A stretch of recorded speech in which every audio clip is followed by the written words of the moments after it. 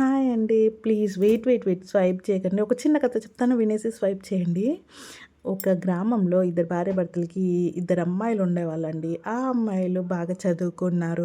చదువుకొని చిన్న పాప పీజీ చేసి పెళ్లి చేసేసుకుంది. పెళ్లి చేసుకున్న వెంటనే ఆమెకి ఇద్దరు పాపలు అంటే 4 ఇయర్స్‌లో ఇద్దరు పాపలు పుట్టేశారు. ఇంగ ఆ పిల్లల్ని పెట్టుకొని ఏదో చేయాలి అని యూట్యూబ్ స్టార్ట్ చేసింది. ఎందుకంటే తన భర్త ఒక్కడే సంపాదించి భుజాల పైన తన సంసార బండిని లాగుతుంటే చూడలేక ఏదో వేడి నీళ్ళకి చన్నీళ్ళు తోడన్నట్టు స్టార్ట్ చేశాను. అదేలెండి కథ నాదే.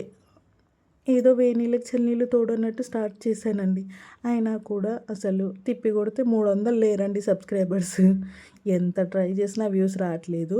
సో, మీ అందరి సపోర్ట్ నాకు ఉండాలని కోరుకుంటున్నాను. ప్లీజ్ అండి సపోర్ట్ చేసి సబ్స్క్రైబ్ చేసుకొని నా వంతు అంటే కొంచెమైనా నా ఖర్చులు నేనైనా చూసుకోవాలని నేను ఈ ఉపాధిని ఎంచుకున్నాను.